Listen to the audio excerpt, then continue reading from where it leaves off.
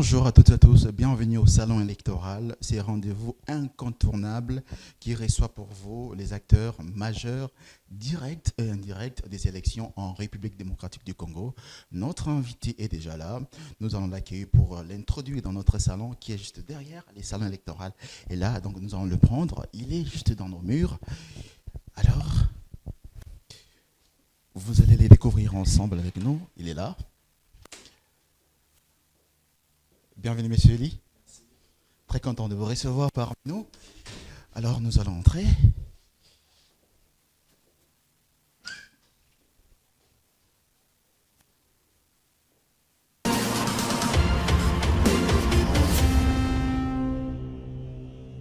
Mesdames et messieurs, notre invité est déjà là. Avant de le prendre, nous allons d'abord passer aux news électorales. Candidat à la présidentielle, l'opposant Martin Fayulu arrive le dimanche 12 novembre à Bandondoville, dans la province du Kwilu, dans le cadre de sa tournée de pré-campagne.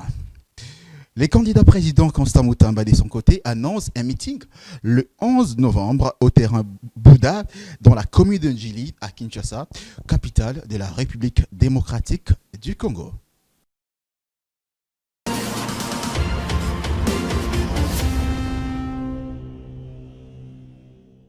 Alors, avant de découvrir notre invité, nous allons les présenter tout de même. Vous l'avez vu, mais peut-être vous ne le connaissez pas. Nous allons le présenter de manière assez brève. Vous allez les découvrir en quelques mots. Fils de monsieur Alphonse Nkumbi et de madame Marie-Josée Massengo, Nkumbi Wankumbi Eli est marié à madame Ati Manitou et il est père de famille. Ce que vous devez retenir déjà. Originaire de la province du Kasaï oriental, il est né au quartier Livulu, dans la commune d'Elemba, à Kinshasa, en 1991.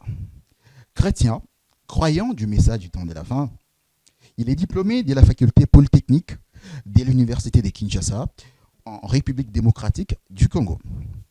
Cet ingénieur civil est un expert à l'autorité des régulations du secteur électrique.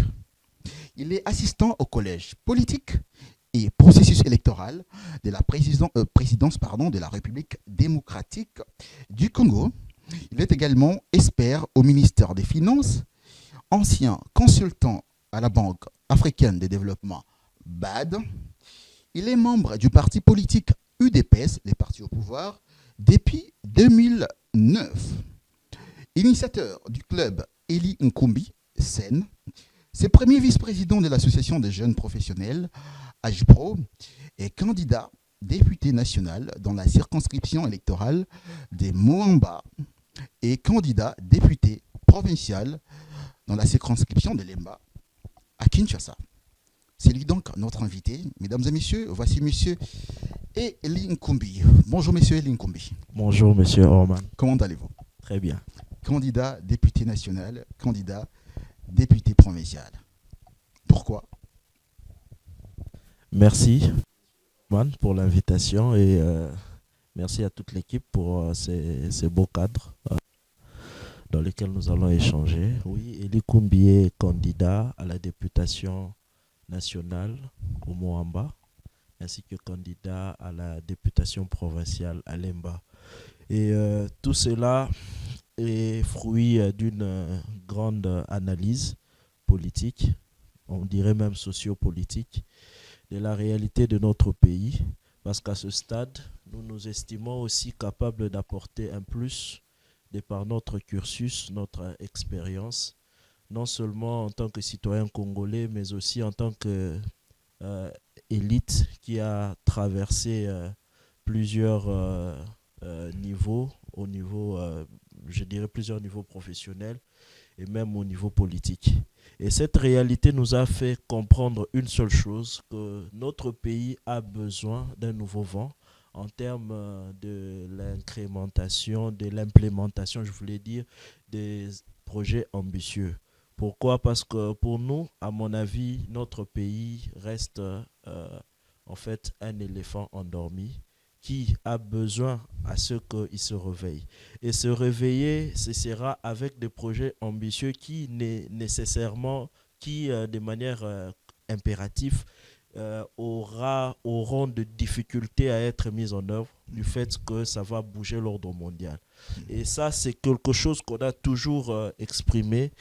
Notre pays a aussi un taux de chômage très, très élevé. Et parmi des raisons aussi de ce taux, c'est aussi notre niveau, notre déficit aussi énergétique. Et alors que, contrairement, dans la réalité, quand on regarde notre potentialité, on voit que notre pays regorge de potentialités énergétiques énormes. Mais cela n'a jamais été concrétisé. C'est pourquoi on appelle ça, j'appelle ça éléphant endormi. Cela n'a jamais été concrétisé parce qu'il y a toujours des forces extérieures qui s'opposent à des tels projets ambitieux. Je crois que l'exemple le plus récent, c'est le projet de 27 blocs pétroliers et 3 gaziers.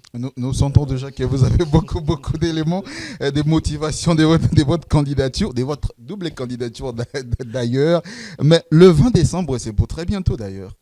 Est-ce que vous êtes prêt? Exactement. Je crois que comme nous sommes dans un pays qui se veut un état de droit, euh, et la seule manière par notre constitution d'accéder au pouvoir, c'est à travers les élections. Comme la constitution le veut bien, que le pouvoir émane du peuple, qu'il exerce à travers ses dirigeants, et ses dirigeants passent notamment par les élections. Il n'y a aucun moyen, il n'y a aucun autre moyen légal qui peut faire assez que nous puissions être des représentants au niveau institutionnel. Et c'est pourquoi déjà on avait eu à incrémenter, à mettre cela dans notre esprit. Nous nous sommes préparés déjà depuis très longtemps pour ces défis électoraux. Et je crois qu'à mon humble avis, nous sommes prêts à l'affronter. Candidat député national, candidat député provincial, c'est pas une forme de gourmandise de votre part? Oui, je crois que cette question revient aussi très souvent. Ce n'est pas une forme de gourmandise, mais il faudra comprendre que d'une certaine manière, quoi qu'on puisse avoir une portée nationale, nous avons aussi quand même besoin d'implémenter un nouveau leadership pour la ville-province de Kinshasa. Ce n'est pas pour rien que nous avons voulu assez que d'une certaine manière, que notre voix porte au niveau aussi provincial. Pourquoi? Parce que euh, les, les 3 cycles électoraux que nous avons eus, bon, quoi qu'en 2011, on n'avait pas eu des élections au niveau provincial, mais sinon, que ce soit 2006 où on avait eu des élections provinciales, ainsi que 2018, nous avons tous des choses à redire, des choses sur lesquelles nous tous nous pouvons nous sentir d'une certaine manière responsables de n'avoir pas fait assez pour que la ville de Kinshasa décolle. Vous êtes candidat, député national, député provincial, j'insiste, mais quel est votre candidat au niveau de la présidentielle? Oui, je crois que c'est peut-être un élément important qui devait peut-être dans la présentation, on devait aussi soulever. Euh, bon, ça a été soulevé. Premier vice-président de la JPRO UDPS. Donc, de manière automatique, de manière euh, normale. Quand on est de Que, l'UDPS, on doit forcément soutenir la candidature de Félix Tshisekedi. bon, en tant que membre à part entière de l'UDPS, nous avons nos textes qui nous régissent. Et ces textes, nous avons eu, et par ces textes, nous avons eu un congrès qui a consacré Félix Antoine Tshisekedi Tshilombo comme étant le candidat de l'UDPS à la présidentielle de cette année. Ah ben justement, parlons-en. Félix Tshisekedi mérite-t-il un second mandat? C'est même la grande problématique, ou le grand terme de cette émission. Que répondrez-vous par rapport à cette question? Évidemment, son Excellence Félix Antoine Tshisekedi mérite un second mandat. Pourquoi? Et les raisons sont vraiment évidentes. Je vais prendre juste quelques-unes. D'abord, la première, ça reste cette réforme qui restera dans l'histoire. C'est cette réforme qui a changé le système éducatif de notre pays.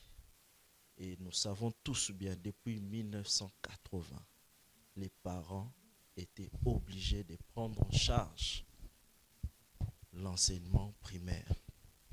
Malgré que la Constitution de 2005 est venue à consacrer la gratuité de l'enseignement primaire, le régime qui nous a précédés n'a pas pu mettre cela en œuvre. Il a fallu que quelques mois à son Excellence Félix-Antoine Tshisekedi Tshilombo pour qu'en 2019, qu'il puisse lancer cette réforme ambitieuse et très, très, très importante pour notre Mais dont pays. il n'est pas initiateur d'ailleurs. Ça n'a pas commencé Et avec lui.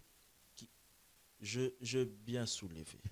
J'ai bien soulevé que même cette gratuité, on peut remonter même à Sun City.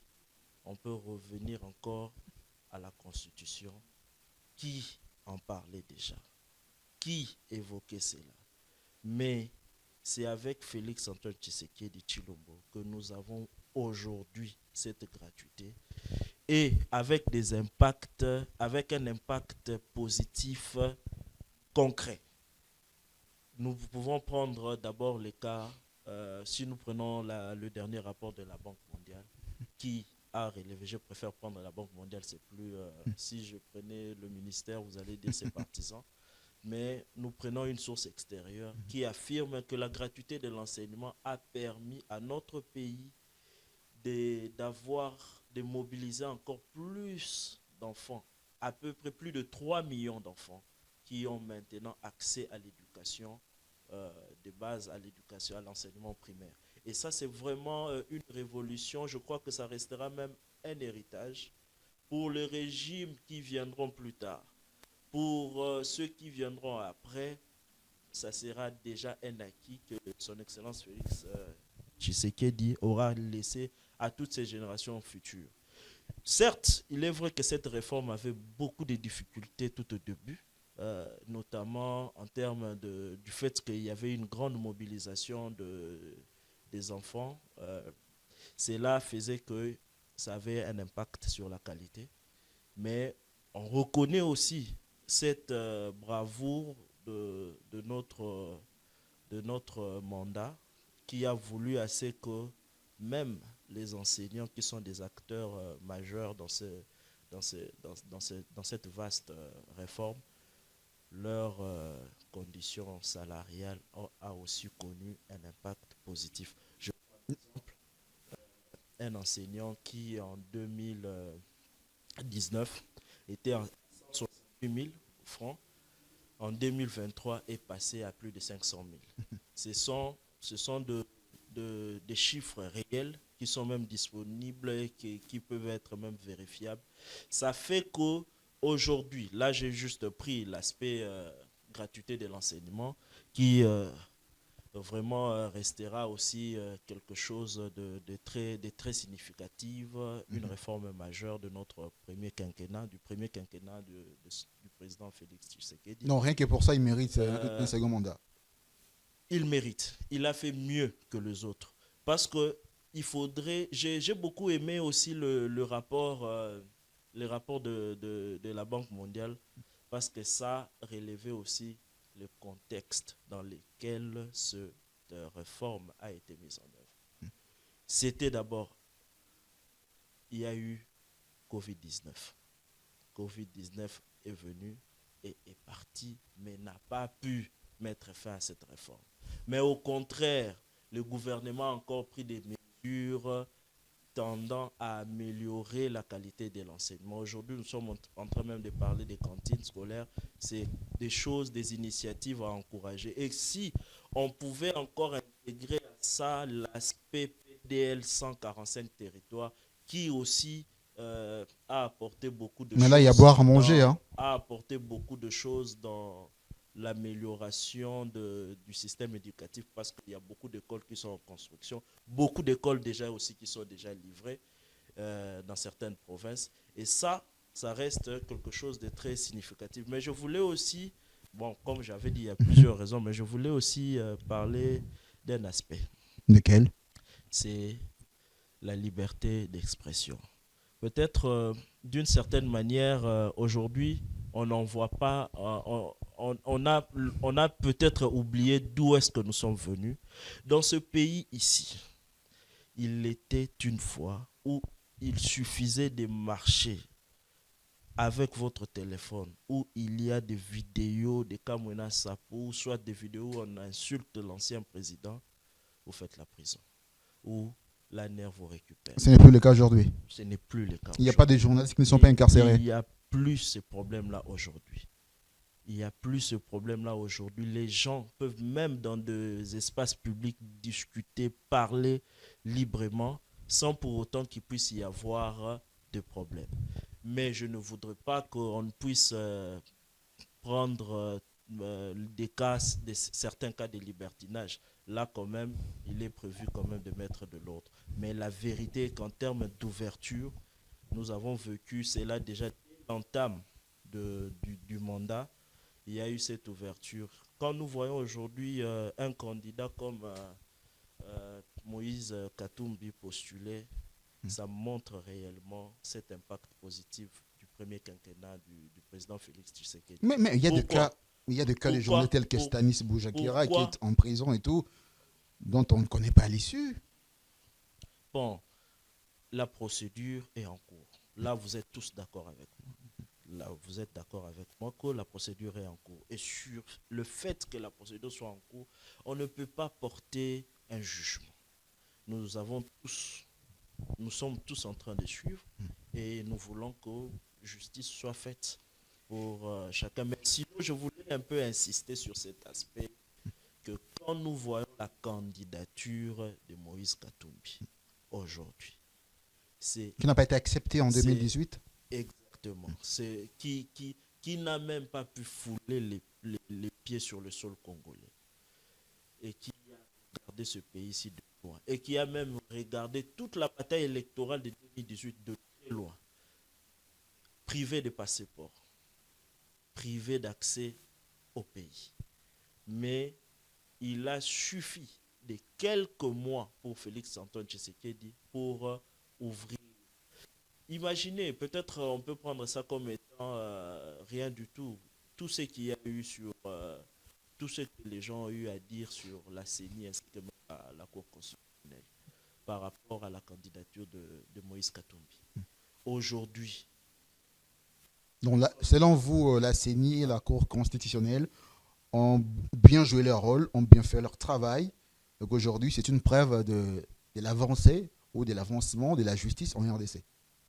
Exactement. Pour nous, à notre niveau, nous voyons que pour la CENI ainsi que la Cour constitutionnelle, il y a cette égalité des chances. Chaque candidat a pu avoir accès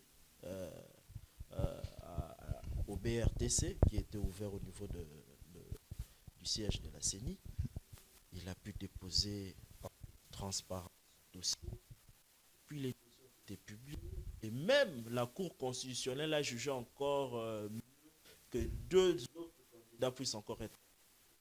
Et ça montre cette transparence, cette ouverture qu'il y a en termes de liberté d'opinion, de liberté d'expression. Est-ce qu'aujourd'hui le Congolais mange à sa faim? Parce qu'on ne peut pas voter un candidat en fonction de tout ce que vous avez dit, même si ça contribue quelque part. Mais est-ce que le Congolais aujourd'hui mange à sa faim? Bon, moi je pense que ce qui est vrai, il faudra que d'une certaine manière, nous puissions prendre le bilan de notre président de manière un peu holistique. Il faudra regarder tout ce que nous avons eu aussi comme choc. Parce que si on prend dans le contexte du premier quinquennat, il faudra prendre tout ce temps de tension que nous avons eu à passer dans la coalition FCC-CACH, qui d'une certaine manière a été contre-politique. C'est le grand alibi que vous ne cessez de brandir. Ça reste en fait aussi à notre niveau, en tant que UDP, ça reste un moment aussi de réflexion où nous avons tous aussi tiré des leçons. Par rapport vous avez passé plus de 2 ans ensemble en coalition FCC-CACH. Par rapport au fait que c'est important pour notre parti de se faire une très bonne moisson électorale au niveau des législatives, que ce soit national ou provincial. Parce que c'est très important que tout ce que nous présentons au peuple, que nous puissions avoir cette capacité-là d'implémenter cela. Il y a eu beaucoup de choses qui ont été accomplies durant le premier quinquennat, mais certains aspects n'ont pas pu trouver aussi gain de cause du fait que nous n'avons pas eu accès à certaines, à cette majorité qui était très importante. Je crois que le prochain quinquennat, c'est un aspect sur lequel l'UDPS travaille de manière travaille d'arrache-pied pour que nous ne puissions pas tomber dans une situation où nous avons un exécutif, donc un gouvernement qui n'est pas vraiment en faveur du président. Justement, le parti au pouvoir, l'UDPS, travaille pour la réélection de son candidat, Félix-Antoine Tshisekedi. Qu'est-ce qu'il va faire s'il est élu qu'il n'a pas pu faire lors du premier quinquennat? Je crois que, je vous ai bien dit tout au début, il y a cette réforme, bon, c'est pas cette réforme, mais je pourrais parler de projet qui est vraiment un projet très important, le projet des 27 blocs pétroliers. Nous avons connu beaucoup de pression aussi, que ce soit au niveau interne, que ce soit au niveau externe. Pourquoi ce projet-là est vraiment avantageux? C'est parce que nous avons un potentiel. Aujourd'hui, hein, on ne peut pas réfuter le fait que le carburant, les hydrocarbures occupent un rôle important dans notre vie. Parce que tout ce que nous faisons, d'une certaine manière, même dans la structure de prix, il y a cette partie hydrocarbures qui intervient. Mais notre pays a un potentiel qui n'est pas exploité. Et qui, si c'était exploité, notre pays serait une deuxième puissance en Afrique du point de vue pétrolier, juste après le Nigeria. Et cet aspect-là, c'est quelque chose qu'on continue on n'a pas eu en fait cette opportunité d'implémenter parce que aussi d'une certaine manière ça a été aussi relancé un peu plus en retard, mais je crois que ce sont des projets ambitieux tels que ceux-là qui vont profiter à ce que nous puissions aussi baisser d'abord notre notre, notre niveau d'importation, que nous puissions arriver à un stade où nous puissions transformer nous-mêmes nos produits pétroliers. Ça permettra de baisser un peu notre niveau d'importation, mais aussi de générer de l'emploi.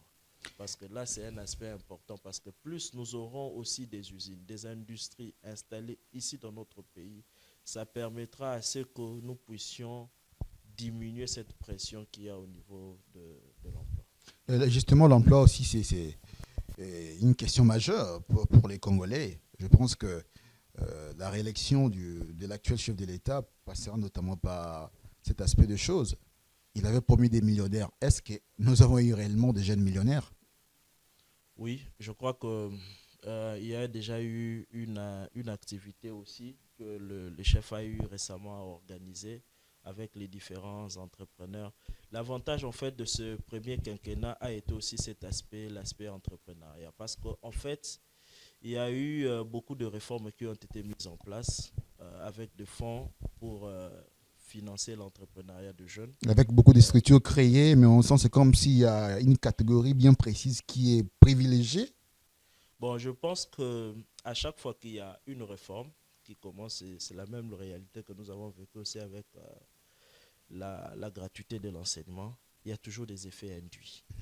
Avec le temps, il y a aussi l'aspect aussi vulgarisation, sensibilisation qui joue. Et je crois que l'essentiel, c'est toujours de démarrer. C'est ça un peu ce que je peux toujours louer comme notre force durant ce premier quinquennat, c'est cette bravoure de toucher là où beaucoup hésitent en fait. C'est ça ce que nous avons pu faire et je crois que nous sommes sur une bonne lancée. Que dites-vous de cette opinion qui pense que le président Félix Tshisekedi était beaucoup plus dans des promesses qu'il n'a pas pu tenir?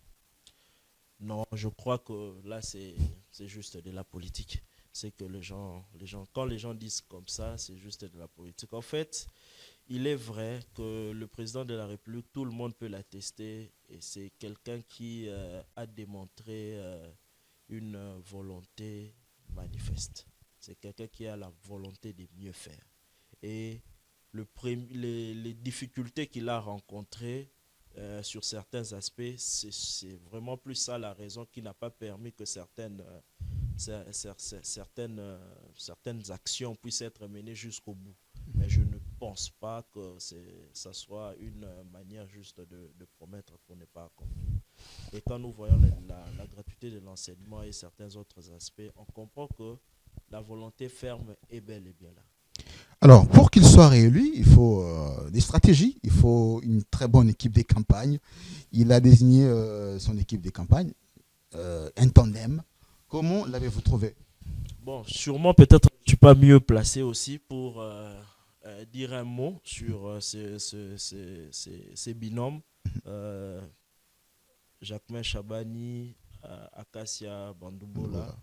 euh, vu ma proximité avec une des autorités, mais je crois que peut-être en tant que citoyen et peut-être aussi en tant que quelqu'un qui a vécu avec l'un de nominés, je crois que c'est un choix judicieux pour ma part, vu l'expérience, l'expertise de Maître Jacquemin Chabani en matière électorale. C'est quelqu'un qui, parce que l'UDPS, on a que 3 cycles électoraux.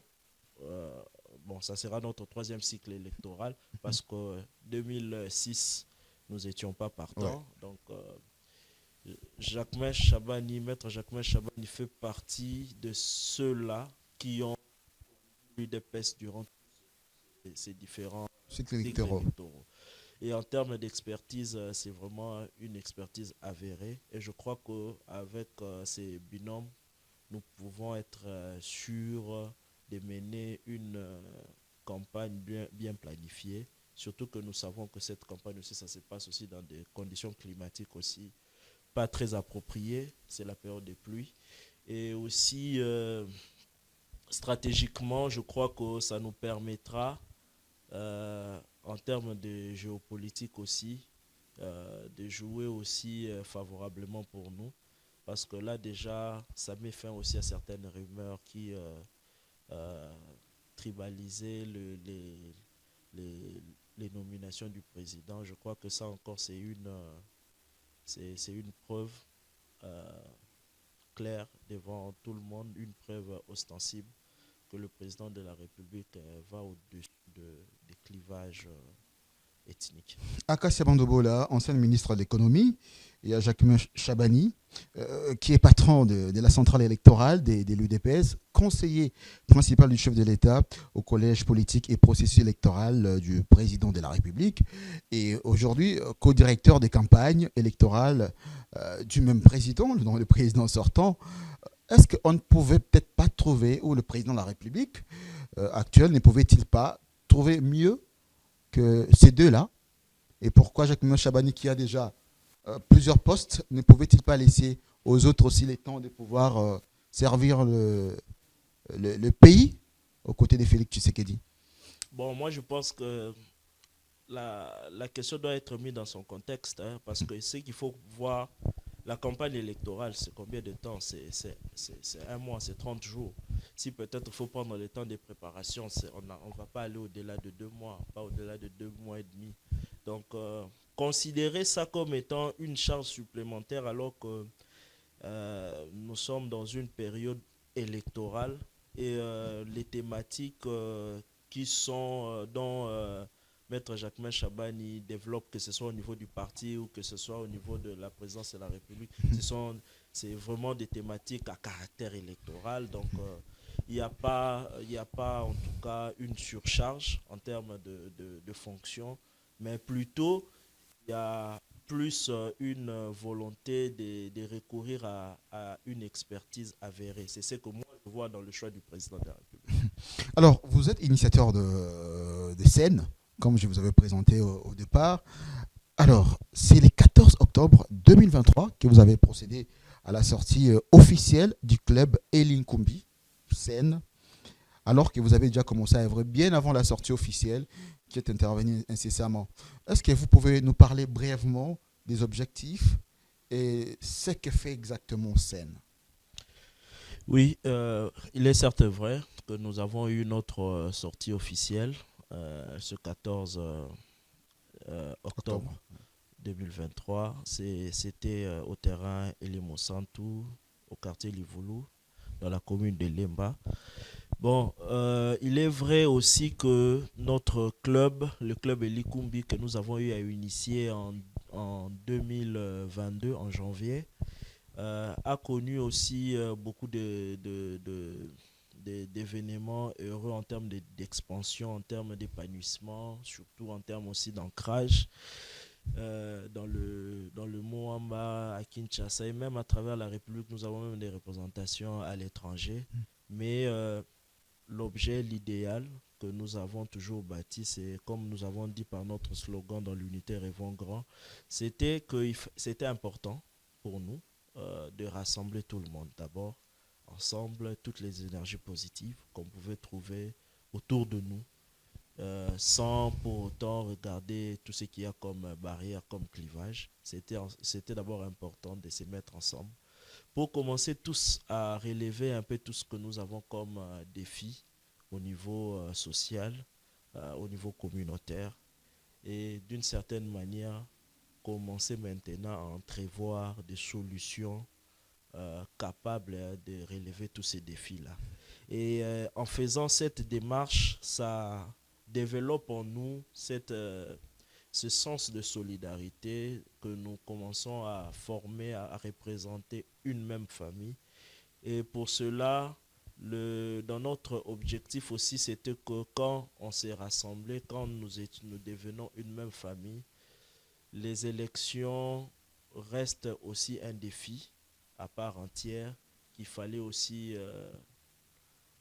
aborder d'une certaine manière pour que dans l'avenir, notre communauté, Club Elikumbi, puisse avoir aussi des représentants du point de vue institutionnel.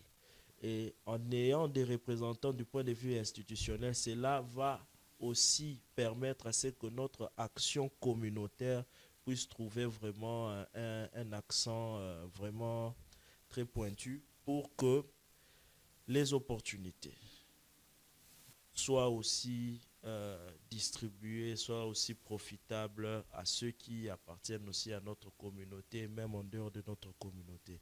Ce sens, en fait, de la solidarité, ce sens de l'intérêt communautaire, c'est ce qui nous anime, en fait, dans le club Elikumbi. Concrètement, ces actions communautaires se traduisent en quoi? Exactement, c'est ce que j'étais en train d'expliquer. Ces actions communautaires, d'abord, il fallait aussi voir les défis au niveau de nos résidents, des résidents. Donc, nous pouvons parler, par exemple, des défis parfois liés aussi à certaines inondations. C'était important pour nous de se rassembler, voir comment on peut mener des actions d'assainissement.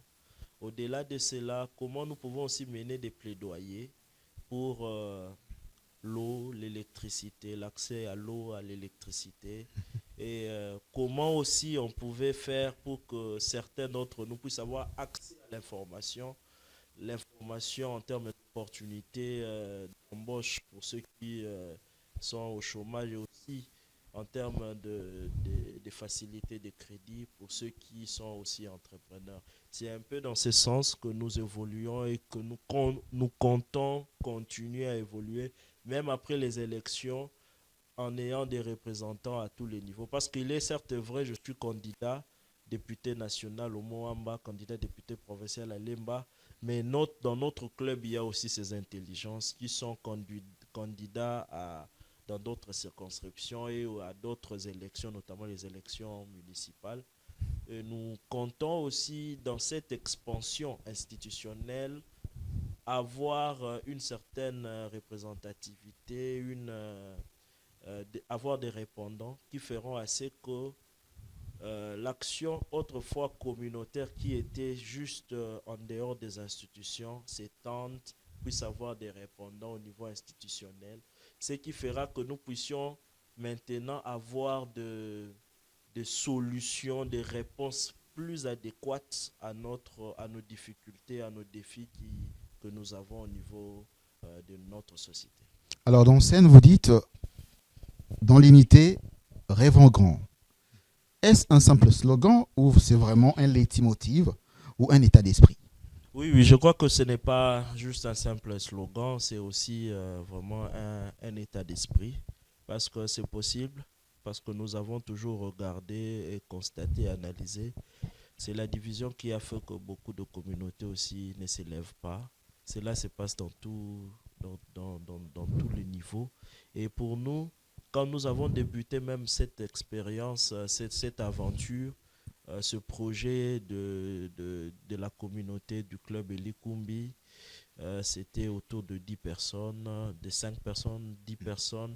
Et par après, aujourd'hui, nous sommes un réseau de plus de 3500, euh, de 3500 hommes et femmes. Ça représente en fait ce que c'est possible que par un idéal, nous puissions euh, vivre des années et atteindre un niveau aussi où nous pouvons à ce jour prétendre avoir des représentants au niveau institutionnel. Et c'est en fait, c'est en fait ce rêve des grandeurs que nous avons tous à vendre, à présenter à notre communauté, à mobiliser à ce que l'ensemble des membres puissent toujours militer à ce que nous puissions atteindre cette grandeur parce que c'est possible. Vous fréquentez la population de Kinshasa en général, mais on peut prendre cette fois-ci votre base, donc au niveau du Mont en bas et puis à Lemba, parce que vous connaissez leurs desiderata, vous connaissez les problèmes auxquels ces populations font face. Exactement. Je crois que, quoique vous n'aimez pas vraiment qu'on puisse trop aborder ce problème, c'est pas grave le problème de l'électricité. Ça reste un problème réel. L'électricité et l'eau, c'est très souvent lié. Je crois que, parce que si il faudra faire arriver de l'eau à certains niveaux, il faut que des moteurs électriques puissent travailler.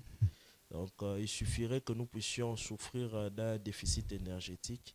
Ça va aussi impliquer une difficulté en termes d'adduction d'eau. Et l'insécurité, ça fait aussi, avec les banditismes urbains qui est grandissant, malheureusement aussi parfois influencé par certains politiques. Je crois que notre pays aussi est déjà en train d'avoir certaines...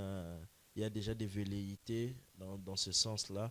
Quand nous voyons aussi certains dessins que nous avons au niveau du Haut-Katanga, aussi au niveau de Kinshasa, où déjà les populations sont aussi d'une certaine manière instrumentalisées par les politiques.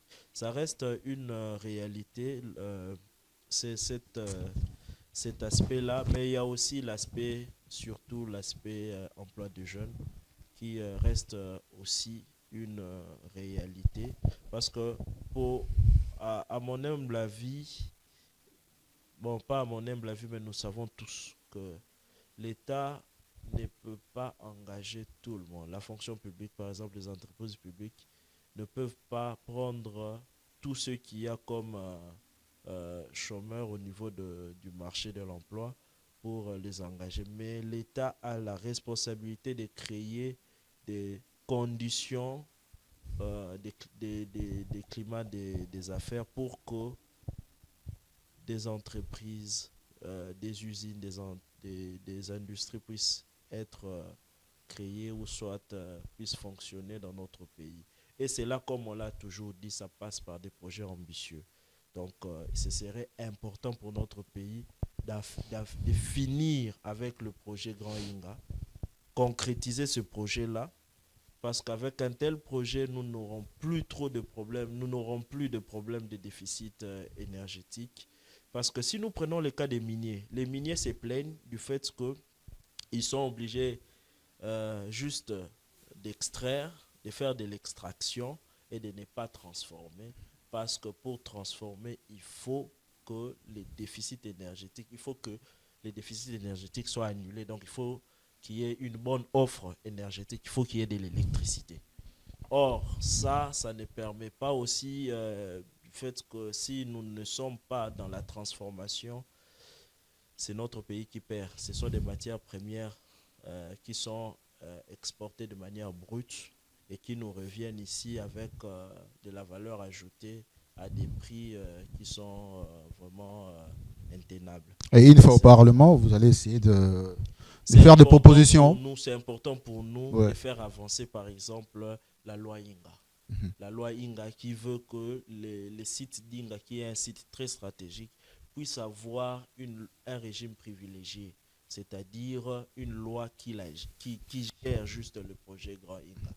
Parce qu'on ne peut pas traiter les sites d'Inga comme tous les autres sites d'énergie que nous avons dans notre pays. Parce que Inga, ça reste un site stratégique. Alors, Eline Koumbi, les gens vous suivent sur les réseaux sociaux. Ceux qui vous connaissent, ils écrivent, ils disent des choses sur vous. Et nous allons les découvrir à travers cet élément dans donc, Tendance RS. C'est tout de suite.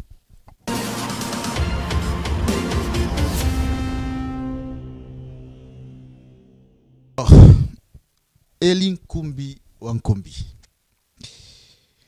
Nous avons parcouru les réseaux sociaux grâce à Tendance RS. Et là, nous avons découvert un certain Amani Siapata Piro qui écrit ceci, je cite, « Nous sommes convaincus par votre leadership rationnel. Notre soutien est rassuré. » Lorsque quelqu'un écrit comme ça sur vous, ça fait comment? Bon, ça fait du bien, quoi que c'est quelqu'un que je vois de très loin, que je n'ai jamais rencontré jusque-là. Et à distance comme ça, recevoir de tels mots, c'est juste motivant. On prend un autre élément des tendances RS. Pierrot Kamba, lui aussi s'appelle Pierrot, mais cette fois-ci c'est Kamba. Il écrit en lingala au début. Il y a beaucoup de Pierrot. Il y a beaucoup de Pierrot, il y en a deux déjà.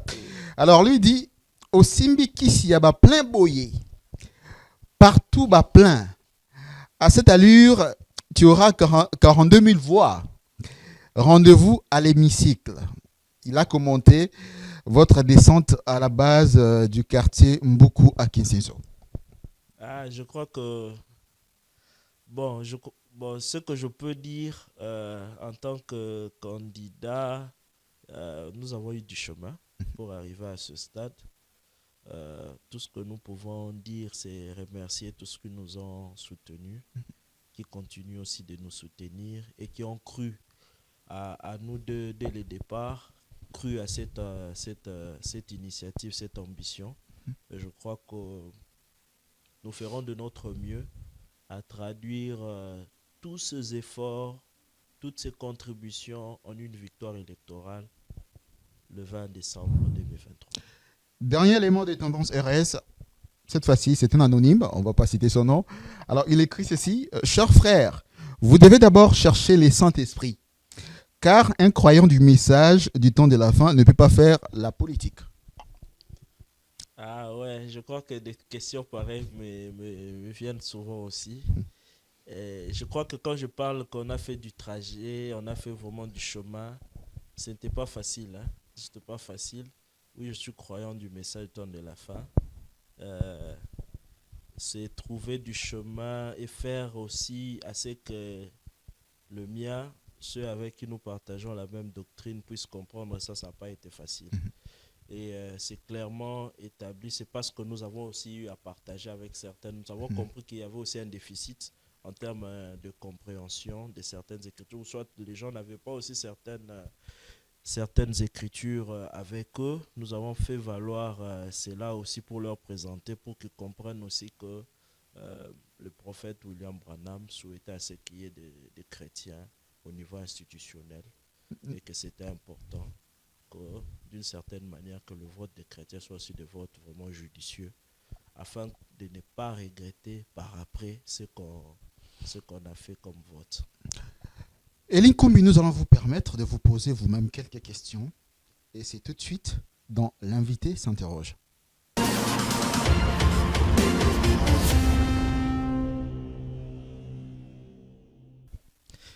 Et Likumbi, pourquoi tu crois que l'UDPS fera vraiment une moisson électorale durant ces élections de décembre 2023, une victoire à tous les niveaux?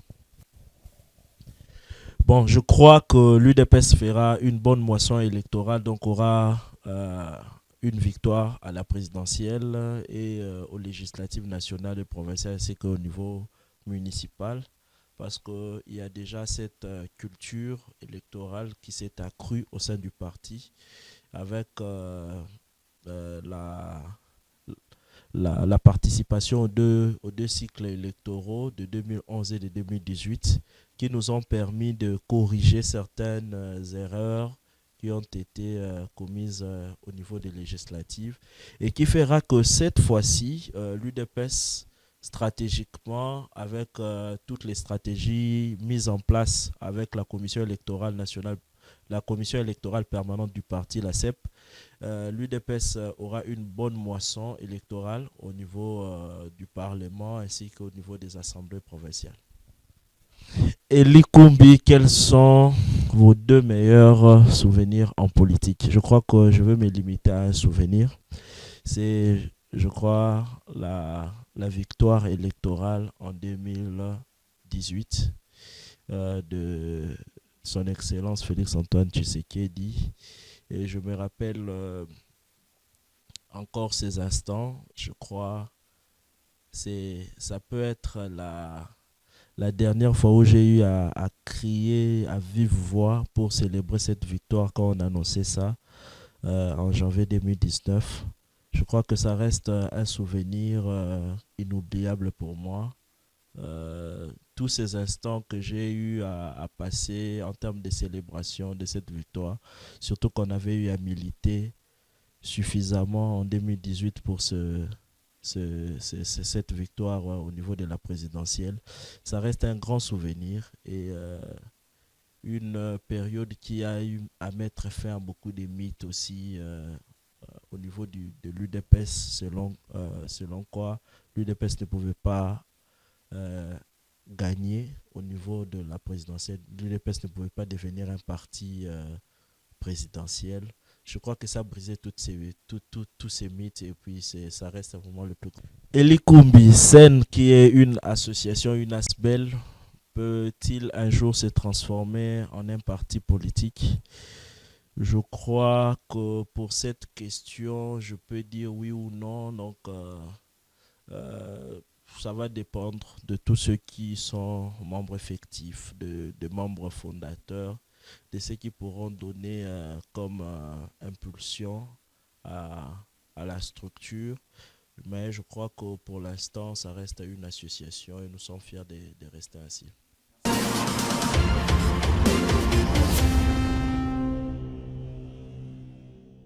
C'est l'instant arrêt sur image. Monsieur Elinkombi, vous avez la première image devant vous. Un petit commentaire. Bon, je vois mon épouse.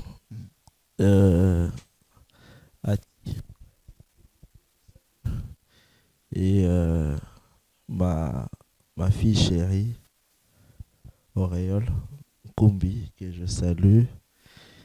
Cette image, je crois que ça peut dater déjà de 2 ou 3 ans. Qu'est-ce qu'elle représente pour vous, les deux créatures? C'est vraiment, je crois que la motivation de tout le jour. Je crois que j'ai toujours dit ça à mon épouse, que la force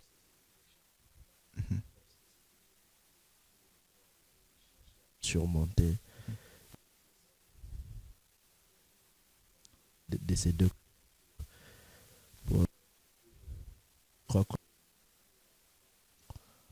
Jusqu'à ce que nous puissions quitter cette terre à fond, toujours pour atteindre vraiment leur désir le plus profond. Alors, nous allons prendre la deuxième image. La deuxième image réservée à Monsieur Elinkombi. Un petit mot sur la personne qui est devant vous, que vous voyez dans cette image. Eh, il a beaucoup de casquettes. Ah, Dans ma vie, il a beaucoup de casquettes, ce qui est vrai. euh, Un grand frère, un papa, un parrain politique. Je crois que peut-être pour ceux qui ont toujours suivi un peu tout ce qu'on a eu à accomplir, je crois que c'est quelqu'un que j'ai connu il y a très longtemps, euh, quand il était aussi secrétaire général du parti, mais avec qui on s'est rencontrés, on s'est rapprochés en 2018, quand il était élu président de la commission électorale permanente du parti, la CEP. Maître Jacquemin, ça représente vraiment un modèle en termes de patience, de constance. Et je sais que j'ai toujours aimé, c'est en lui, il y a moins de triomphalisme. mhm. Il y a beaucoup de victoires qu'il préfère célébrer en toute humilité et s'est concentré beaucoup plus à l'essentiel, à l'atteinte des objectifs que aux accessoires. Ça reste un modèle politique. On va prendre la troisième image.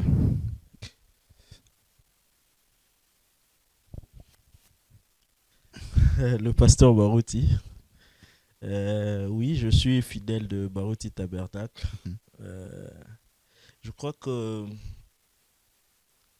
c'est le seul pasteur que j'ai connu, hein. Donc, depuis mon enfance jusqu'à aujourd'hui, il- c'est lui mon pasteur jusqu'à ce jour. Et son plus grand, son plus grand apport dans notre vie, c'est un peu c'est beaucoup plus cette constance. Mhm. Non seulement du point de vue de la doctrine, mais aussi du point de vue de sa vie conjugale. Il est resté un- fidèle à sa ça femme, reste un Maman Faux, exemple. Alphonsine, jusqu'aujourd'hui. Un père, un repère, en Mhm. tout cas. Le pasteur Baroud, c'est un repère. Quatrième image. Waouh! La Polytechnique. Ah, là, vous étiez encore étudiant. Oui, oui. En tout cas, cette image, ça me rappelle beaucoup de choses. J'étais délégué facultaire de la Polytechnique à cette époque ici. Je crois que cette image doit être de février 2014. Pourquoi j'ai gardé toujours cette période? Parce que c'était une manifestation des étudiants que j'ai eu à mener en tant que délégué facultaire, ce qui est un peu très rare. Les délégués facultaires se rangent un peu beaucoup plus du côté des autorités. Mais on avait trouvé que les, les raisons étaient justes, qu'il fallait quand même faire entendre la voix pour que les étudiants puissent sortir, parce qu'il y avait des départements de notre faculté qui n'étudiaient pas, notamment la construction. Certains professeurs ne donnaient plus cours à cause de certaines revendications qu'ils avaient aussi. Mais ça touchait vraiment à l'intérêt des étudiants. On était obligé de prendre vraiment tout le courage possible. Pourquoi je garde cette date? Parce que nous étions aussi à deux doigts d'être virés de l'université à cause de cet acte-là. Mais je crois que comme on avait fait ça de manière la plus pacifique, cette manifestation-là devant la Polytechnique, on n'avait même pas voulu que d'autres étudiants puissent participer. Mhm. Et comme la Polytechnique, on n'est pas si nombreux, Mhm. on se connaissait entre nous. Il suffisait que quelqu'un, un étudiant d'une autre faculté vienne, on lui disait non, tu n'es pas de la Polytechnique, tu n'entres pas. Ça nous a permis de survivre et de finir être aujourd'hui ingénieur civil. La dernière image. Le président Félix Tshisekedi. Là, c'était quand on vous retrouve ensemble en train de le Cette saluer. image, c'est vraiment avant 2018, hein, c'est avant les élections. Je crois que ça doit être 2017. Je crois que à cette époque, je n'étais pas aussi encore marié. Euh, à cette époque aussi, le président Félix Tshisekedi n'était pas aussi président du parti. Ok. Il était juste secrétaire général adjoint Mhm. en charge de questions politiques au niveau du parti. Mais là, vous étiez déjà engagé politiquement. Exact, exact. Parce que l'UDPS, c'est pas aujourd'hui. L'UDPS, c'est depuis qu'on a atteint l'âge de la majorité, mais bien avant, c'est là même. On disait déjà, bien qu'étant mineur, on sympathisait déjà pour le parti aux humanités. À l'école, déjà, on en parlait. Parce qu'avec l'UDPS, on a vraiment plus à s'intéresser. Juste après l'accord de Sun City. Donc l'UDP, c'est vraiment dans les sangs. Ouais. Nous sommes arrivés à la fin, monsieur Elinkombi. Merci d'avoir répondu à notre invitation. Nous espérons que c'est une première, mais non une dernière. Vous pourrez éventuellement revenir quand vous voulez. Nous allons toujours vous recevoir. Mesdames et messieurs, merci d'avoir été de nôtres. Nous avons passé des moments merveilleux ensemble avec monsieur Elinkombi, qui est candidat député national, mais aussi candidat député provincial à Kinshasa. Au prochain numéro avec un nouvel invité et à très bientôt.